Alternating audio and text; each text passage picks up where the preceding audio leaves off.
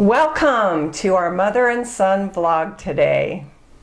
We're really excited. This is our first episode.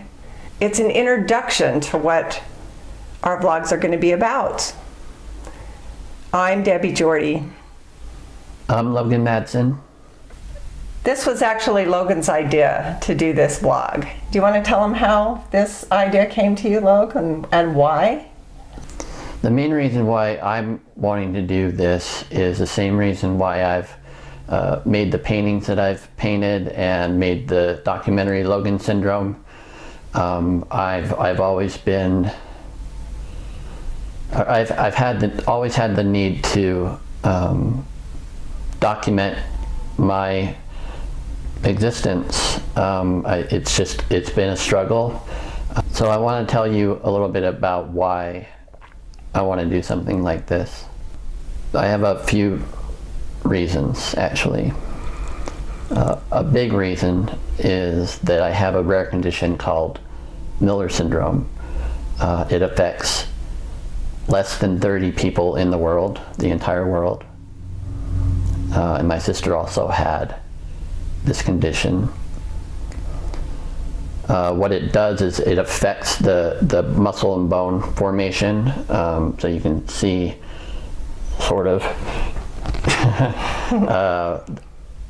the tools that I'm working with. At birth, this was at a right angle, and so they surgically straightened it, and so that's sort of the arm that I've been given in life. That was the decision that was made, and I honestly don't know if it's better this way or not. I don't know, but it's interesting. At any rate, it also causes hearing loss, profound hearing loss, actually. And so I have about 30% hearing in my right ear, and I don't know, that's a little too exact. I can't hear out of my right ear. And my left ear, I wear a hearing aid, and it's sort of diminishing in its usability for me.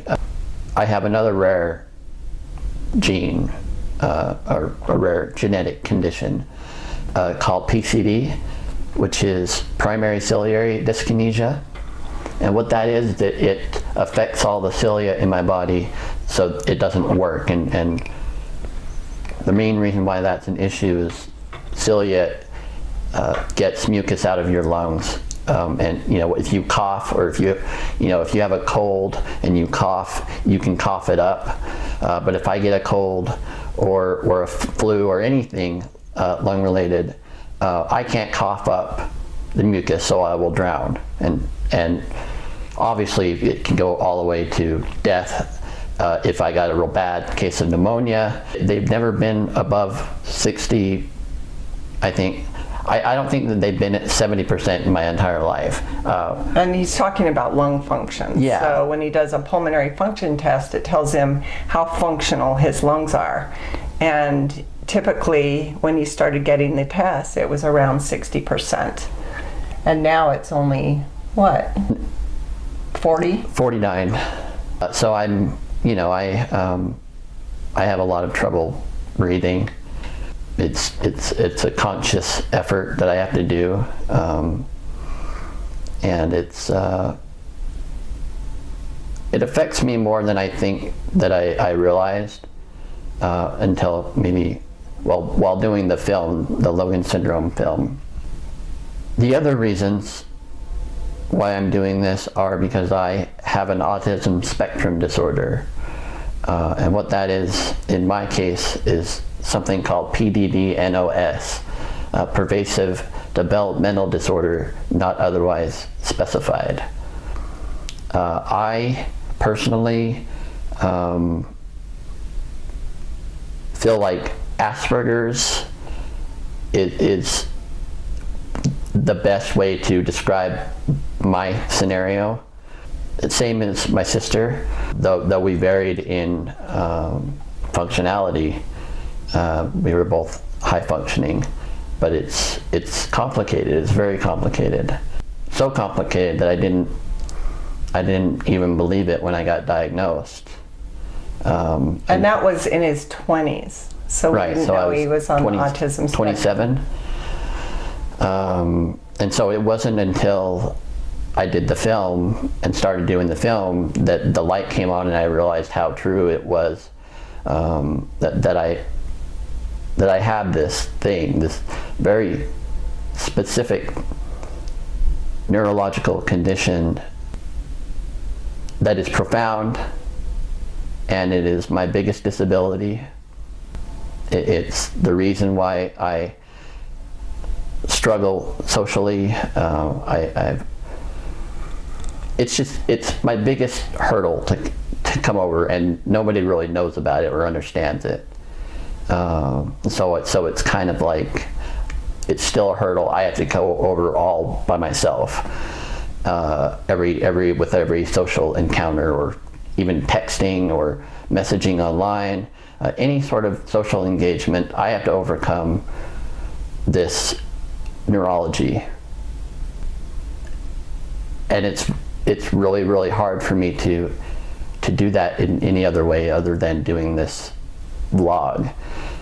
But the other part of that is that I am the son of this amazing woman, and she has instilled in me survival instincts to get through the psychological struggles that are inherent in having this condition. You know, she raised me as a single mother, me and my sister Heather, and all by herself. It got me to where I'm at now, and I'm 41, almost 42, and I'm still alive and looking to make a difference still. That's my purpose, is I want to help others and myself. I want to help. This is helping me explain to you me, so that you and me can maybe get along better, or have some sort of connection that is not completely too hard for me to have, honestly. Logan categorizes all of the challenges that you and we have, both common and uncommon, as the human condition. And this human condition is what connects us with you, and you with us, because we all have challenges. And just because Logan's challenges that he just described look a lot harder than you think yours are, it doesn't mean that you feel any different. Difficulty feels the same. If somebody loses a cat, they're sad. Sadness feels the same for everyone. It doesn't matter why they feel sad or what caused the sadness. The feelings are the same. That's the human condition. Right. There's really nothing that I can, an issue that I have that I really, really struggle with, that I've ever said, and someone saying, oh, that is totally, I've never even felt that way. Almost everything I say, somebody says, oh yeah, I do that too. And so I'm not unique in my problems in the way that I struggle with the being human and knowing that we're all going to die. That's sort of part of the human condition as well. Yeah. Well, now that Logan's told you a little bit about himself, I'll tell you just a little bit about myself. As Logan said, I raised Logan and his sister Heather from birth, and Heather was 44 and a half years old in July. And some of you are probably wondering, why isn't Heather in this vlog? Why isn't she with you? And the answer to that is bittersweet. It's bitter because Heather died in July of this year. And we always thought that it would be the lung disease that would take her life since birth. I've never known how long I would have Heather or Logan here with me. So what would be the sweet part? Well, the sweet part is that I had her for 44 and a half years, but also because Heather's disabilities were so challenging. They consumed every day. She had to do lung therapy a couple hours a day. It was brutal. It was. And she didn't want anyone else to know how brutal it was, but it was as brutal as a human experience that you can have, that she chose to do for the last 10 or 12 years since 13 years. 13 years ago, Heather got pneumonia and she almost died. So she's been doing lung therapy twice a day for the last 13 years to keep her alive. Heather is a writer, and she writes prose and poetry and posts that inspire everyone who reads them. And they're on my website, debbiejorde.com, in Heather's blog, Heather Madsen's blog. And while we're talking about her, I want to show you a picture of her. And I wanted it to be big enough that you could actually see it. So this was a gift to us from Season, a photographer. So that's Heather. So Heather, when she found out that she had advanced stage endometrial cancer, she was very excited at the idea of getting out of that body, getting out of that disabled body that held her down. And her disabilities weren't getting easier. They were getting harder. Every year they got harder and harder. So the three of us, we speak to medical students, and we have done for 30 years. So we've influenced thousands of medical students. And when we talk to the medical students, they tell us that what we said made a difference for them. And that's why we're doing this blog, because we hope something that we say, something we share, a challenge, how we're overcoming it, or how we learn to live with it, will help you in some way.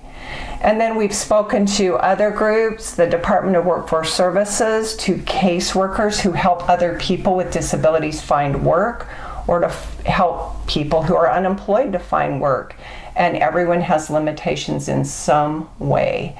So that's why we're doing this blog, because we have a lot of people ask us questions. How do you do it? How do you overcome challenges? And if it's not a challenge that you can overcome, how do you learn to live with it?